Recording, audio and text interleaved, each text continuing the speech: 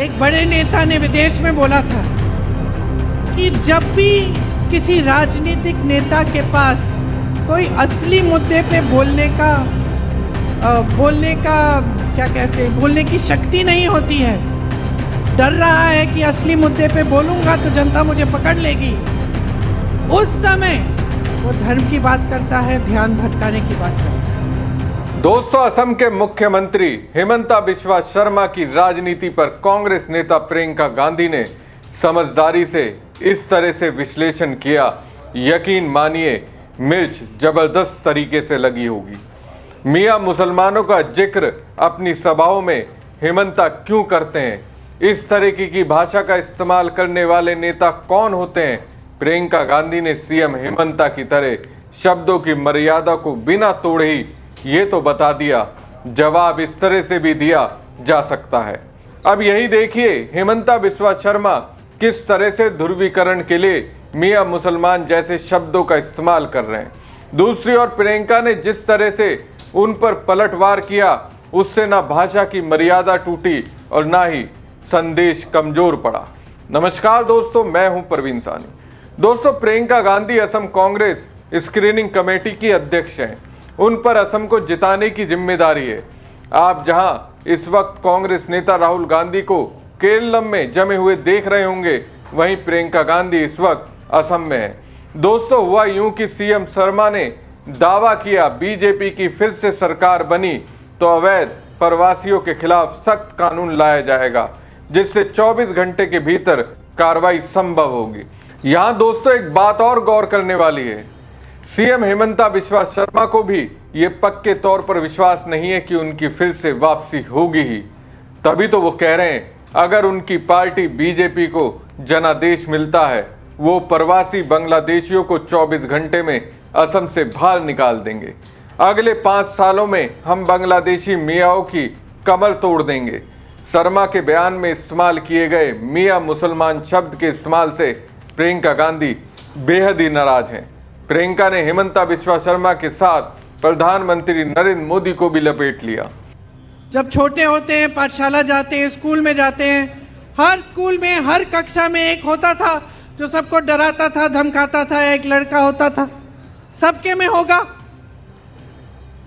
और कभी अगर किसी छोटे बच्चे ने उसके सामने यूं खड़े होकर ऐसे देख लिया और बोल दिया कि पीछे हटो, भाग जाता था।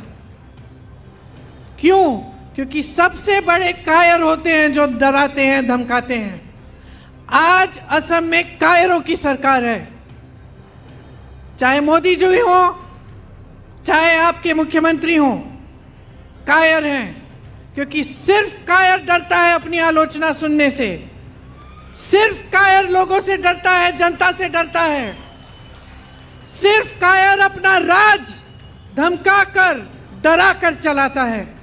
जो असली नेता होता है, जो जिम्मेदार नेता होता है, जो जनता को समझने वाला नेता है, वो आलोचना सुनना पसंद करता है। वो जनता के बीच जाता है और जनता अगर कह दे कि तुमने मेरा काम नहीं किया तो वो सुनता है, समझता है कि उसका कर्तव्य क्या है। आज चाहे देश में हो, चाहे असम प्रदेश में हो, यही कायरता चल रही है।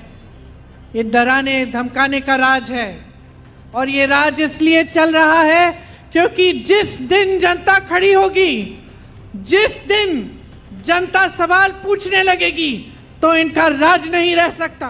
तो सुना आपने प्रियंका ने क्या कहा। प्रियंका गांधी कहती हैं दूसरों को डराने धमकाने वाले कायर होते हैं। असम के मुख्यमंत्री हिमंता बिस्वा शर्मा कायर हैं।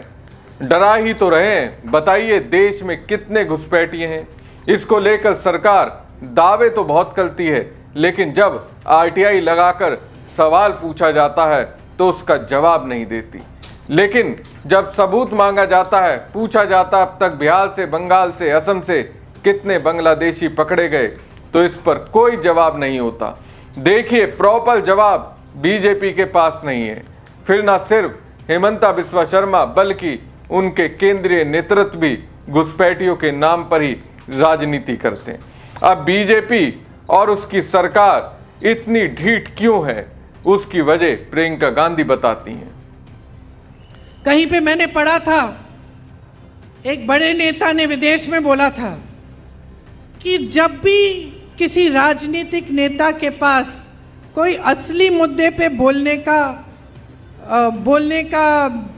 बोलने की शक्ति नहीं होती है, डर रहा है कि असली मुद्दे पे बोलूंगा तो जनता मुझे पकड़ लेगी, उस समय वो धर्म की बात करता है, ध्यान भटकाने की बात करता है।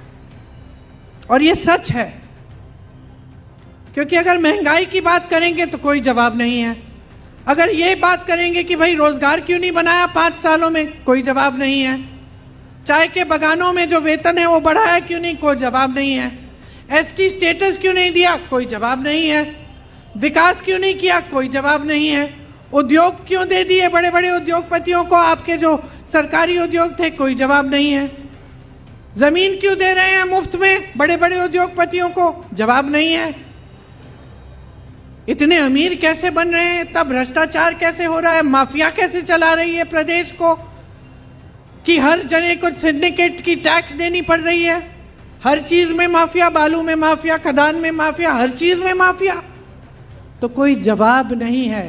जब जवाब नहीं होता तभी ये ध्यान भटकाने वाली बातें होती हैं। प्रियंका कह रही हैं, जब किसी नेता के पास असली मुद्दों पर बात करने की ताकत नहीं होती तब वो धर्म की बात कर ध्यान भटकाता है।